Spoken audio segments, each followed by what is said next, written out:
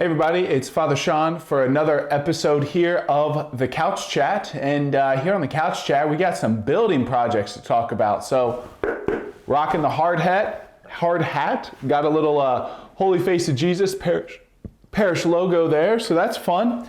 But you might have read it in the bulletin, you might have heard through the rumor mill, you might have heard it from me, that we are working on some building projects, really kind of some big projects going on in the parish. So last week on Monday, our Buildings and Grounds, our Finance Committee, and our Pastoral Council all got together to talk about some of these big projects that we have going on, to kind of go over the scope, to kind of go over what needs to be done. And so kind of 4 projects, one at each of our campuses. So at both St. John and St. Lawrence, the stained glass windows have really never been refurbished in memory. So maybe there is somebody out there that remembers the windows getting refurbished. At one point, storm windows went on at St. John, and that's been a few decades ago. And this project is partially done at St. Lawrence. If you remember over last summer, St. Lawrence had the storm glass windows replaced. So we're a part of the way done on there, but they still need to redo the stained glass windows. Some of the pieces are cracking, some of them falling out, the lead needs redone. And the same thing needs to happen at St. John. The windows at St. John need to be refurbished, projects that are in need to be done. So there's those 2 projects at St. John and St. Lawrence. Probably the biggest, I don't say probably, definitely the biggest of the projects is the Faith Center at St. Joseph. That's the old school that's on the parish property there on the northwestern corner of the block. And that building was built, I think they laid the cornerstone in 1899, might have been 1900. And that building was used as the school. It was used for the K through 12 at one point. At one point it was just K through 8, and had a major renovation, or a lot of renovations done in 1949. But that was the last time any major construction is done to the building. So we've done a bit of construction. We've worked on the outside, new windows, tuck pointed, new roof, but it's time to go inside. And we got a couple bids in that were returned on Halloween. And so we've kind of taken a look at those bids and decided on a general contractor that would be used.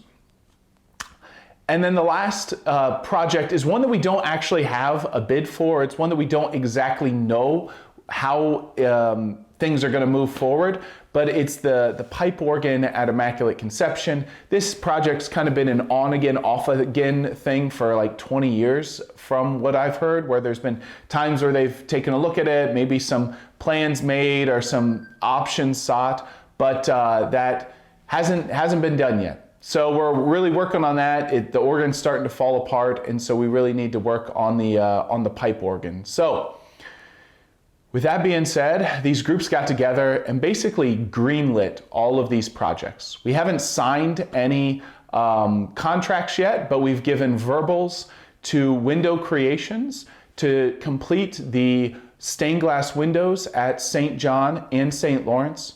We've given a verbal to H.A. Dorston & Son, a general contractor based out of Minster, to be the general contractor for the renovation of the Faith Center.